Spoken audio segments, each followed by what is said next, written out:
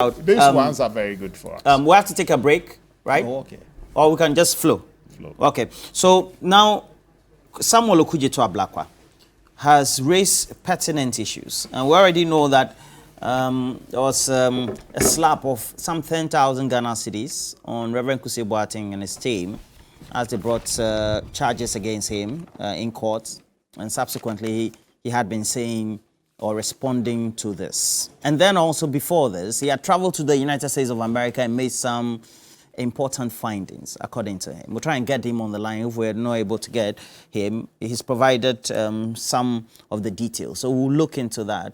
But putting all this into the overall scheme of things, as far as this project is concerned, we're talking about the National Cathedral. But first, Samuel Okudzeto-Ablakwa, after the court sitting. It gives us more verve, more drive, more inspiration to keep doing what is right in the national interest. And nothing is going to stop us now. We are no longer going to be distracted by all of these shenanigans, the abuse of the judicial process. And I'm glad that the judge really stamped the authority of the court and cleared this out of the way, dismissed it, and awarded costs so that we can focus really on the work we are doing for God and country. We will continue with the exposés and what is coming. The next in the series from the American edition will be published on Thursday. And Ghanaians will realize that, look, this whole thing is a criminal enterprise. It doesn't glorify God. And the earlier it is stopped. Our estimate is that over $1 billion will be spent on this project. Remember that there have been so many demolitions, many entities are demanding compensation, some are in court. But before he appeared before court, he went to the United States of America and did, and does indicate that, well, he did notice certain things about some directors of the company. And we're talking about the cathedral itself. There was an incorporated entity in the United States of America. And I'm sure... the National Cathedral of Ghana Museum Foundation. Okay. So it's the National Cathedral of Ghana and Bible Museum Foundation Incorporated. So the certificate of incorporation had an effective date of May 3, 2021, according to a member of parliament. And it was by some registrars there. Curiously, he says that there are indications in the documentation that an address for one of the consultants, Carl Summers, which ideally should have been an address which would have been found to be properly operating, apparently was a coffee warehouse, supply warehouse. Instead of, so the gentleman we're talking, Carl Lee Summers, we have paid $6 million to as consultancy fee. And if you go to the website of the National Cathedral, Carl Lee Summers is also designated as a consultant for the United States. If you go to the website, we're told that, well, he works for the Nehemiah Group, and they have an address being somewhere in the Scenic Avenue, Suite A, Springfield, Missouri. You move there, and Samuel Okudzeto says that what he discovered did indicate that it was not the premises or the location or what the address should have been per what is on the documentation compared to what is on the physical. Now, we have the Member of Parliament of North Tongu right here on the lines for us. Good morning to you, Mr. Okudzeto-Ablakwa. Hi, good morning, Roland. How are you doing? I'm well, and thank you for giving us your time. Just shortly, I've gone through the post you made based on your discoveries when you went to the United States. Now, to cut matters short, what is the most intriguing about your findings in relation to the directors and the consultant, Carl Lee Summers? Yes, so to be honest with you, all the 7 major discoveries are really intriguing to me, and they are mind-boggling. I'll run through them very quickly. Please do. So the first one is that now we know that another entity has been registered in the United States of America with a different name, and that different name is the National Cathedral of Ghana and Bible Museum Foundation Incorporated. That is a name different from what was incorporated in Ghana on the 18th of July 2019. So 2 years later, when a branch was being set up in the United States of America, a different name was used. Number 2, we now know that the Board of Trustees here in Ghana, all the reverend ministers in there were ousted when they were registering the company, the National Cathedral of Ghana and Bible Museum Foundation Incorporated in the United States of America. So we now know the names used, those who are the governors or the directors. They are Dr. Polopuku Mensah, Dr. Vernon Dako, and Eric Ochre Dako. None of the reverend ministers feature. And this further gives credence to what Dake Mills had said when he resigned, that he always suspected that there was another cabal out there taking decisions on their behalf and that their inputs did not matter. This confirms that. Now, it is very shocking that these are very respected reverend ministers who have footprint in the United States of America. Archbishop Duncan Williams, for example, has many branches in America. Indeed, his daughter is the first lady of the Action Chapel headquarters in America because she's married to Dr. Kibi Otu, Bishop Dr. Kibi Otu, who is the head pastor of the American chapter of Action Chapel.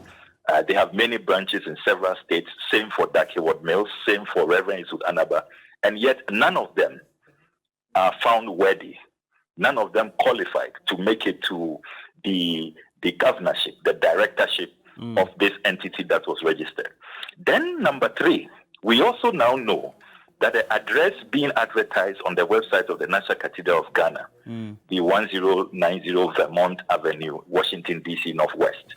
I went there, and the managers of the property say that no National Cathedral of Ghana has ever operated there. They are not there. They've never been there. And that what is going on is fraudulent. They take strong exception. And they are actually looking for those behind the website, those who are claiming that the National Cathedral of Ghana operates from that building. And they pointed out something significant, that if you look at the address which has been advertised on the National Cathedral of Ghana website, they don't have an office number or a suite number because they don't have one. They have only put the address of the building. So somebody was just walking in Northwest in Washington, D.C., saw this building and said, look, we can deceive Ghanaians with it. They don't have an office there. And that is mind-boggling. Number 4, we also now know that the consultant for the United States of America, Carrie Summers, who has been given $6 million, we were told that he is the president and CEO of the Nehemiah Group. Indeed, when you go on the National Cathedral of Ghana website, you see Carrie Summers' photo there, his profile, president and CEO of Nehemiah Group. We are told to click a button. You click that button and you see a website, the Nehemiah Group, with a Springfield, Missouri address. So I decided to go there and go see how the Nehemiah Group looks like. To my utter shock, when I arrived in Springfield, Missouri, that same address, it is not the Nehemiah Group. It is a ramshackle, a dilapidated warehouse. And what they do at that warehouse is that they sell coffee. Can you believe that? They are selling coffee on wholesale basis. It's called the Churchill Coffee Company, wholesale division. And as fate will have it, as we were gathering our evidence, Carrie Summers himself came out and made it into our photos. So nobody can deny that that is where Carrie Summers is operating from. This is somebody who has taken our money, $6 million. Number 5, we have also discovered that around the same period that Carrie Summers was paid $6 million, he bought a new house, and I put out the address of the new house that Carrie Summers bought. Very interesting coincidence.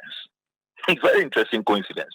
Number 6, we have also discovered that the address that Carrie Summers uses, which did not lead us to the Nehemiah Group, but led us to a ramshackle coffee warehouse, that is the same address that Paul Opoku Mensah is using. All the incorporation documents, all the filing reports, we have noticed that Dr. Paul Opoku Mensah and Carrie Summers share the same personal address. So what is going on here? It means that Dr. Paul Opoku Mensah has known Carrie Summers way before he was engaged as a consultant. Even when they were registering the entity in America, Dr. Paul Opoku Mensah was using Carrie Summers' address. So, I mean, very shocking. Is this a case of insider dealing? Conflict of interest? So this $6 million, the Carrie Summers earn it? Is it for professional work, or is just friends, insiders trying to just loot taxpayer funds and give it to their cronies? No wonder, as we speak, they cannot tell us what Carrie Summers is using that $6 million for. In a country that is insolvent, that is bankrupt, that is broke, that is at the IMF, begging everybody. Recently, when the Japanese Prime Minister met our president, the president said, please go and talk for us. Help us to get the IMF bailout. We need it urgently. And this is what we are doing with over $6 million. So these are in summary, the major revelations. And as I've told you, every single one of them is very, very troubling. If we are building for God and we cannot conduct ourselves, those doing it cannot conduct themselves above board, cannot avoid all of this. I mean, why are you using addresses that you are not associated with, that do not belong to you? Now, Mr. Okujeto Ablakwa. What are you hiding? Mr. Okujeto Ablakwa, this clearly reminds me, I remember in the Kufuor administration when Komla Dumo and his team made a call. He went to a barbering salon. I remember that broadcast. Yes, you are right. That was the CNTCI loan. Yes, you are right. Now, comprehensively, it also means there's some... there's the need for some further and better particulars that need to be provided. Some probing into the directorships of that incorporated company in the United States. And then also some questions that need to be answered. How are you going to engender or elicit that? So I am still in the process of revealing all of what we have secured from this U.S. operation. Tomorrow morning, I'll put out the part 2, which is probably even more explosive than what we have put out so far. And then we'll do part 3 next week. It's a 5-part series. And when we are done, it will be very clear to everybody that this is a matter that requires a national inquiry, that board of trustees must be dissolved immediately. People must be fired, and there has to be retrievals, most importantly. Look, this is a country that's broke. We are desperate. We are looking for money from everywhere, denying even pensioners their investments, their savings. We don't have money to spare. Carrie Summers must refund our $6 million. And all those, David Ajayi, all that inflationary pricing, all those who are keeping monies in the name of we are building a cathedral. It's clear to us now that really a lot of those elements had other motives, other intentions. So there ought to be a full-scale probe. There has to be sanctions. People must be made to answer for their crimes. And then there ought to be retrievals so that at least we can get some of our money back. Okay. Now, the gentleman, we have a picture on the screen. I'm not sure you're watching the screen. So the picture there is you turning and watching a man who was holding. Is that the Carrie Summers gentleman? Yes, that is Carrie Summers. And that's supposed to be the Incorporated National Cathedral and Bible Museum Foundation office. Yes, can you believe that? ramshackle warehouse. Yes. All right. Yes. Can you believe that? Thank you very much. Samuel Okudzeto Ablakwa, the Member of Parliament for North Tongu. And 2 minutes to you. What do you make of it? 2 minutes. We don't have time. We have to close. We're doing constituency watch. We're interviewing the Europeans who are borrowing for. I think we need more, further and better particulars. But the fact that I can see that even you are surprised. No. It's worrying with some of the things he's putting out. But I'm thinking, is it a matter of giving the dog a bad name to hang it? Okay, who is giving the issue of saying he went to Missouri is true. He saw the man. Okay, did he speak to the man, or he just captured him in his picture and didn't think there's need for engagement? Why that Mr. place? George, what is he doing there? Okay, the issue of warehouse, was he expecting him to have an office at the Trump Towers? Maybe that was his thinking, okay? And the person is there. Did he ask him whether that is the office? He said the address is led to that place. And the word he used, ramshackle, so it gives me worry. It gives me worry, okay? It gives me worry. Thing you are seeing but behind you see, let me tell you something. You go and you say, Canadian Japan has a cold store in Tema, a very big cold store, okay? You go there and say, oh, Canadian Japan gives you an address and it's a cold store. Go to his office at that cold store. It's more than an executive precedence. Okay? That is his office there at the cold store. But the fact that you say the office is at the cold store, it means he cannot operate from that place. Okay? I think he has to give us the rest of you, they're not like Ghana. When you give an address, you drive straight to the place. But he went there. You don't go and pass any left-hand blue kiosk. No. He went there straight and he saw the man there. So he went to see the Ghana National Museum and no.